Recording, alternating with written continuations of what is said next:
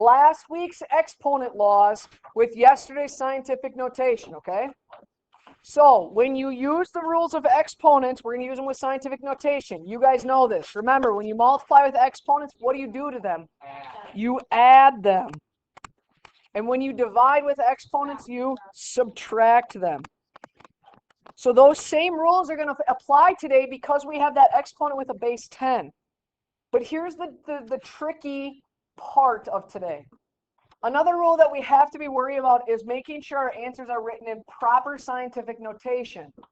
All numbers in proper scientific notation only have one digit in front of the decimal. And you guys did well with that yesterday, knowing where to put the decimal. Today we're going to create dash diagrams.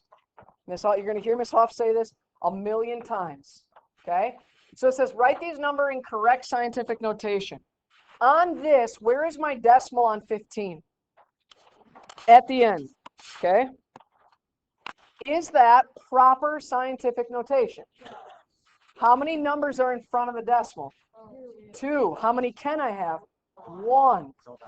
So really, I want it to be in between the 1 and 5. Yes? Okay. So here's where a dash diagram comes into play. A positive 5 tells me to move which direction? To the right. So really, I have a decimal point, and then there's 1, 2, 3, 4, 5 dashes to the right. Everybody should draw this dash diagram. Right now we know this because the exponent 5 says I have 5 dashes to the right. Now, you guys are absolutely correct that I need to put my decimal between the 1 and 5. So I really need my decimal to back up to the left, agreed? To become 1.5. So in my dash diagram, I have to do the same thing. I have to make that dash back up, or that decimal back up to the left. Well, guess what I'm going to put in this open space? Another dash.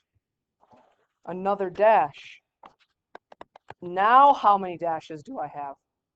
6. So it really becomes 1.5 times 10 to the 6th. So our dash diagram is going to show us what our exponent actually needs to be. Try it again. Go to the middle one. 0.45 times 10 to the 2nd. Is this first number written with proper scientific notation? No, because the decimal has a 0. And does 0 count? No. So I really need to move my decimal. So start with your dash diagram. Exponent is 2. What does that tell me? 2 dashes to the right. So I have a decimal with 2 dashes to the right. Now, where do I want to move this decimal so that it's proper? Okay, so if I'm going to move it in between the 4 and the 5, that means I go 1 to the right, yes? So take your decimal up here in your dash diagram. Move it 1 to the right. Well, now that erases this dash. So I now have 4.5 times 10 to the, how many dashes do I have now? 1. Because I moved it forward, it got rid of that dash. Do you see the difference between those two?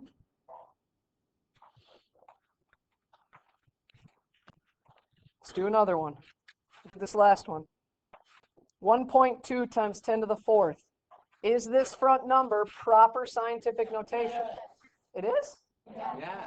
There's only one number in front of it? Yeah. Okay, well, we don't even have to make a dash diagram. It's done then. So sometimes we're not going to have to change anything.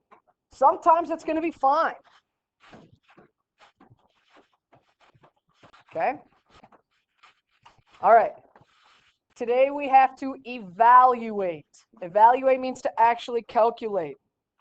Number 1, am I multiplying or am I dividing? How do you know? 2 parentheses right next to each other tells me that I am multiplying. So with multiplication, I want to group things that are alike, just like we did with our exponents. We're going to put our 2 front factors together, and we're going to put our 2 base 10s together. So we would write 7.2 times 1.6. Put the x for scientific notation. and then 10 to the third times 10 to the fourth. All I did was rearrange those. Everybody see what I did there? My front numbers and then my base 10s. Now here's the deal. Grab your calculator. We're actually going to multiply these. These are just our coefficients.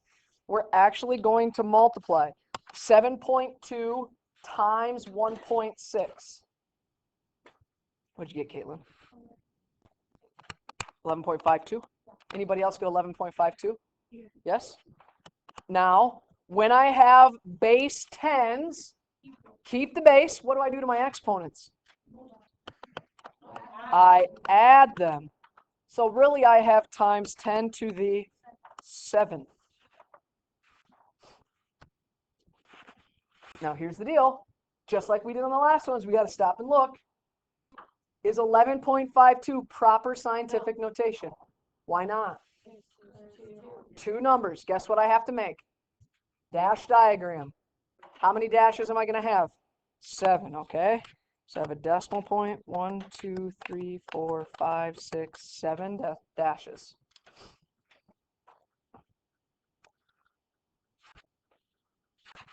Marilyn, which direction do I need to move that decimal to be proper scientific notation? Do I need to go left towards Weiss's room or right towards Hoosier's room? She says left towards Weiss's. Do you guys agree with her? Okay. So in our dash diagram, I also move left towards Weiss's room. What happens? I have to put another dash there. So what is that first number now? Nope, your front number. 1.152 times 10 to the 8th power. Bless you. Yes, that's what you're doing today. You can do this. You can do this. You can do this. 972. Okay. Let's go to the right and do number 3. Oh, that's a mistype. That X should not be in there. That is a totally mistype right there. That X should not be there.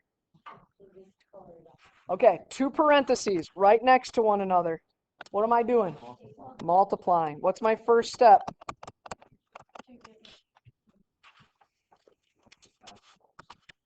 Regroup them, right? Okay. Liana, what do you want me to group together? 2.6 and 1.2. Very good. So 2.6 and 1.2. Then I'm going to put the X for scientific notation.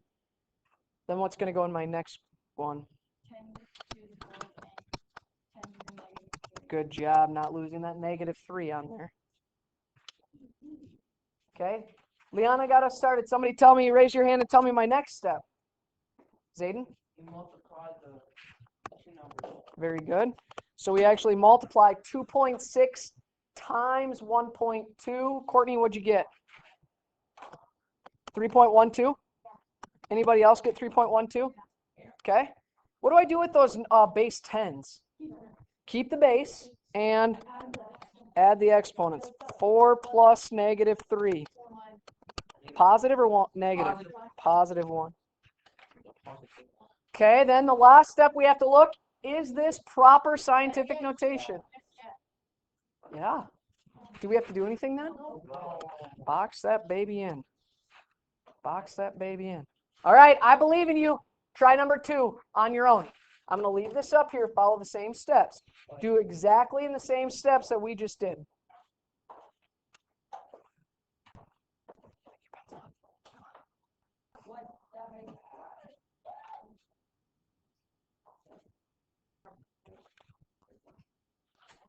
Do number 2, bottom left corner. Same exact steps as we did up here.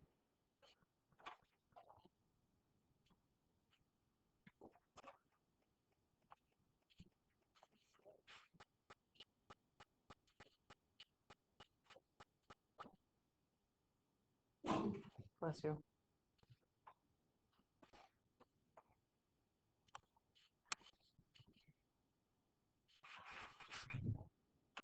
I'm just going to say, I honestly don't even know what the answer is.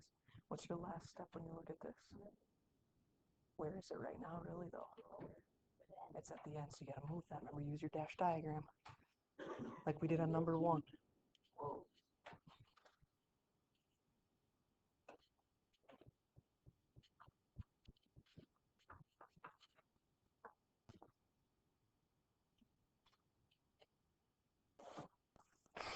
Do you need a dash diagram on this one?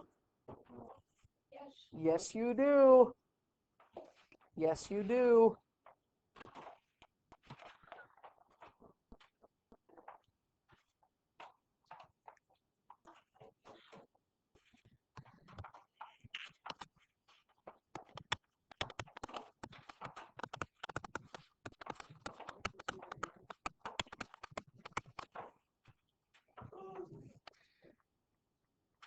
When you took 8.4 times 2.5, I think you got 21. Is that correct?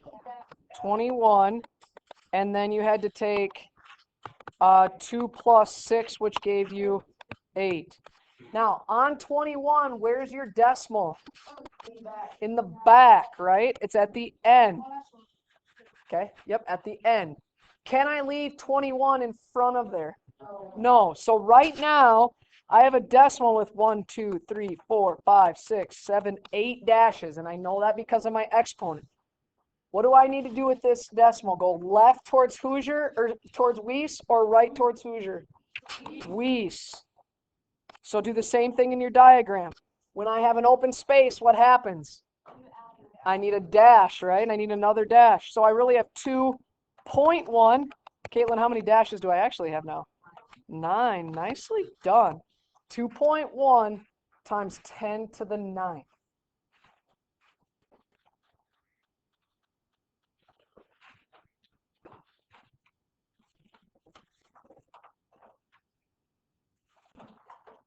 What's the difference on number 4?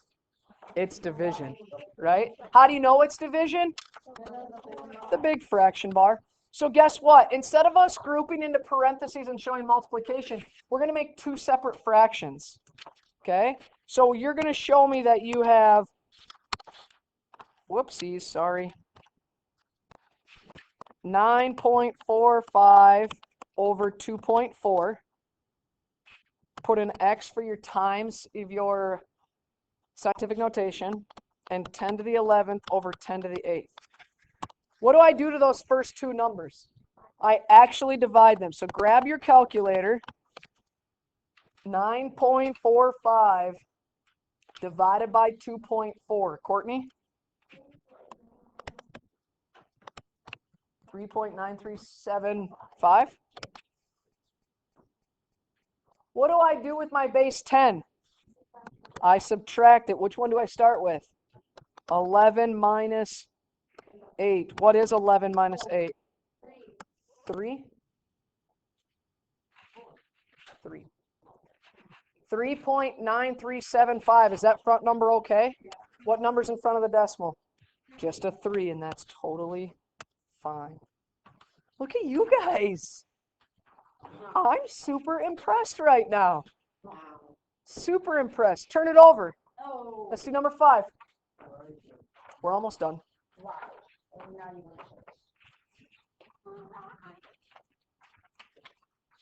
Set it up as division.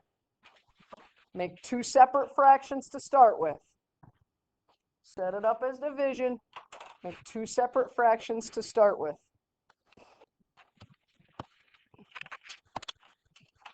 (1.14) and 4.8, 10 to the 6th and 10 to the negative 6th. I actually want to divide that first number. What is 1.14 divided by 4.8?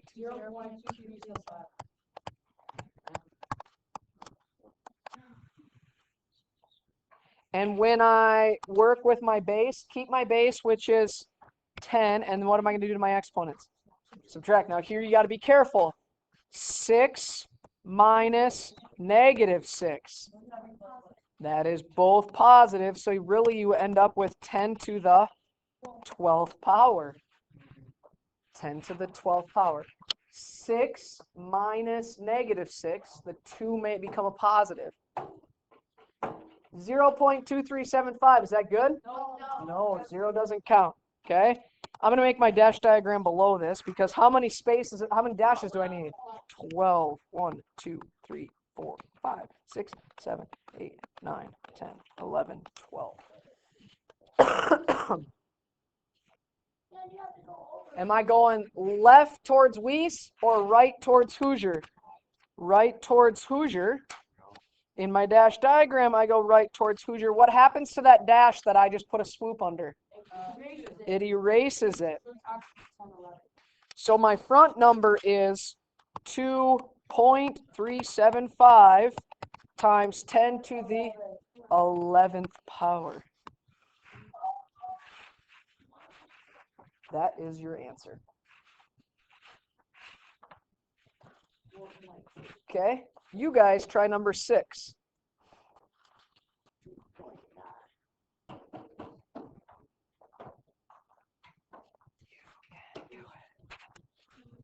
I believe in you. Did you stay up too late last night or what? Sleepy? Is it a crazy decimal? I don't type that in again once.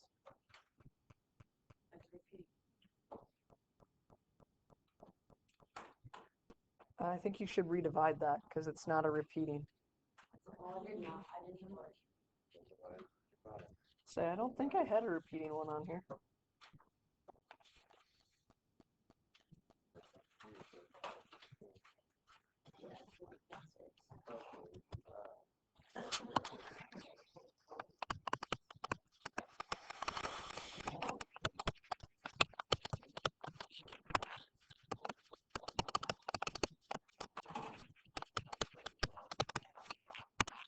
Did you say 1.6?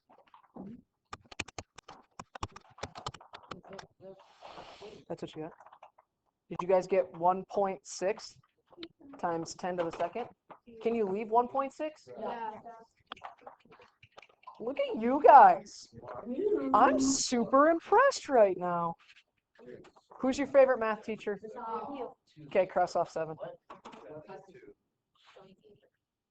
That'll make me do it. Actually, I could say this Carol. Your math teacher? Miss Carol is not a math I teacher. know. Actually, there's a Miss Carol math teacher from high school. Oh yeah, there is. Probably not that, Yeah. You guys will have her for geometry. Who's your favorite math teacher again? Oh, okay, good answer. Go cross off 9 and 10. Oh, whoa. Mrs. Weiss.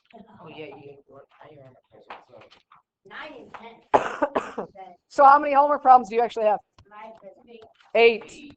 Can you do this?